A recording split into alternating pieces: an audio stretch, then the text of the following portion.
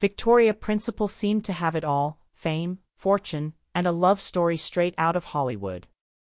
She was swept up in whirlwind romances with Tinseltown's elite, and when she married, it seemed like a love built to last. However, behind the glitz and glamour, trouble was brewing. In a move that stunned everyone, she walked away from her marriage without looking back. Was it betrayal, a hidden scandal, or something even more shocking? Now, at 75, Victoria is finally breaking her silence, revealing the real reason behind her sudden divorce and how it changed everything. Victoria's unexpected path to Dallas fame was almost as dramatic as her character's departure. Born Vicky Rie Principal on January 3, 1950, in Fukuoka, Japan, to a U.S. Air Force sergeant and a homemaker, she was raised in a military family, frequently moving from place to place. By the time she was a teenager, she had attended 17 different schools, including the Royal Ballet School in England. She got an early start in showbiz, appearing in her first TV commercial at just 5 years old.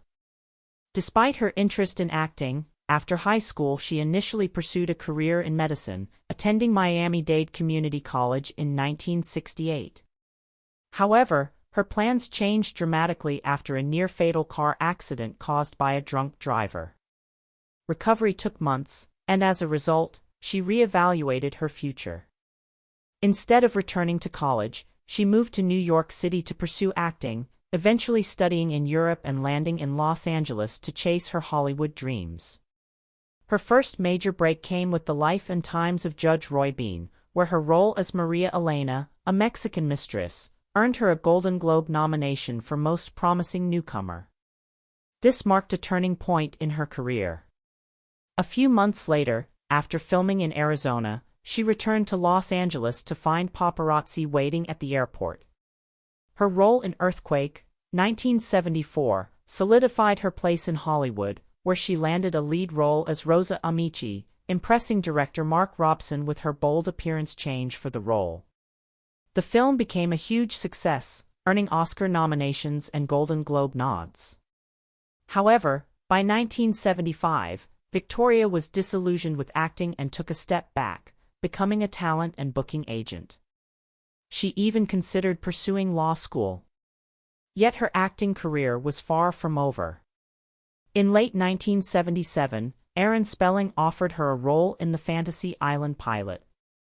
Though she had law school on her mind, she took the role but later asked to be written out of the show. However, fate had other plans. She was drawn back into the acting world when she read the script for Dallas. Originally intended to pass the script along to her clients, she was so moved by the role of Pamela Ewing that she auditioned for it herself. Using her knowledge as an agent, she negotiated a contract that ensured she would be well paid. This secured her iconic role on Dallas. Pamela Barnes Ewing played a central emotional role on Dallas, but in real life, Victoria often felt like an outsider. Some cast members found her distant, and even the producer wondered if she simply didn't like them. Victoria later clarified that her distance was intentional to better portray Pamela's sense of isolation. Pamela's departure from Dallas was as enigmatic as her character's life. After surviving a devastating accident and suffering severe burns, Pamela disappeared from the show without warning. There was no farewell or dramatic final scene, she simply distanced herself from the Ewing family. In season 12, Pamela made a brief return, portrayed by Margaret Michaels, with the explanation that she had undergone plastic surgery. Her story was wrapped up with a terminal illness revelation, and she was never seen again. Victoria Principal's exit from Dallas reflected her real-life decision to leave the show. After the first 5 incredible seasons, she began to feel the decline in storytelling, especially after the original writers left. By season 7, she knew it was time to leave. During contract talks, she made it clear that she would stay for 2 more seasons, but no longer. The producers tried to keep her, offering an incredibly high salary, but she stood firm in her decision. When she filmed her final scene, none of the main cast members were present, and the producers, who had not informed the cast of her departure, tried to salvage the situation. They even released a statement saying she had been fired. Victoria, however, clarified the situation, but by then the media narrative was set. After leaving Dallas, Victoria Principal focused on her production company, Victoria Principal Productions, and made several TV movies. She made guest appearances on shows like Home Improvement, Just Shoot Me, Family Guy, Providence, and The Practice. Her last major TV role came in 2000 when she appeared in the primetime soap Titans, but the show was cancelled after just 11 episodes. Following this, she stepped away from acting for good. Victoria Principal's time on Dallas was a defining moment in her career. While the show's legacy continued without her, her departure signified a new chapter, one where she took control of her own narrative. Victoria Principal has been reflecting on her time on Dallas and everything that came after. She has all these great memories, and in an interview with People, she talked about how she always knew the show was going to be a hit.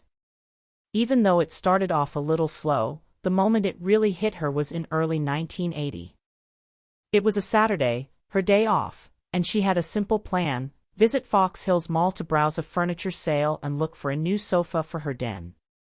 What seemed like an ordinary errand on a quiet afternoon quickly turned into something unexpected. As soon as she arrived at the store, everything changed. Shoppers recognized her instantly, and within moments a crowd had gathered. The situation escalated so quickly that the store manager had to act fast. He ushered her into his office, locked the door, and called the police. When officers arrived, they worked to disperse the crowd and safely escort her to her car. Even as she left, fans continued calling her name, Pam, a testament to just how deeply Dallas had embedded itself in popular culture. Even the responding officers couldn't resist asking for autographs. That moment made it undeniably clear: Dallas wasn't just a hit show, it was a phenomenon. She may not have left with a new sofa that day, but she walked away with an undeniable realization of her own rising fame. From the moment she auditioned, she knew Dallas was something special. The role of Pam instantly captivated her. She couldn't imagine not playing the character. She secured the part and remained with the show for 9 years, cherishing those early seasons as some of the best television had to offer. But after 7 years, things began to change. 2 years later, her time on Dallas came to a dramatic end with Pamela's tragic exit, pregnant and caught in a fiery car crash. She wanted her departure to be definitive, and in her own words, getting blown up definitely felt final. Of all the episodes she filmed, though, there's one that stands out above the rest. In an interview, she talked about her absolute favorite, the two-parter Masked to Me. That one meant a lot to her because of Barbara Bel Geddes, who played Miss Ellie. The two of them had a special bond, always joking around and calling each other cute names. But there was something deeper there too. Barbara had been through so much, losing her husband, battling breast cancer, and having a double mastectomy. When Principal first read the script, she was furious, thinking the writers had stolen Barbara's personal story. However, Barbara told her she'd actually been involved in shaping the episode to make sure it was done right. Principal saw that as a real moment of strength, calling Barbara her hero. To Principal, those episodes were Dallas at its very best. No surprise that Barbara won an Emmy for it. After leaving Dallas, she did not maintain close contact with her co-stars. While there were occasional phone calls, they never socialized regularly. Each cast member had their own life. Patrick Duffy, Steve Connolly, Larry Hagman, and Linda Gray were all married with children, whereas she was single. Their differing lifestyles and priorities naturally led them down separate paths. So, when Dallas came back on TNT in 2012, with some of the original cast returning, Principal wasn't interested. She shut down the rumors quickly, stating that Bobby and Pam were the Romeo and Juliet of Dallas, and that just like Shakespeare wrote it, their love story was supposed to have a tragic ending. She wasn't about to change that. Her final Dallas episode aired in 1987, with Pam caught in a massive explosion in the fall of the House of Ewing, marking the end of her time on the show. She left knowing her journey as Pam was complete.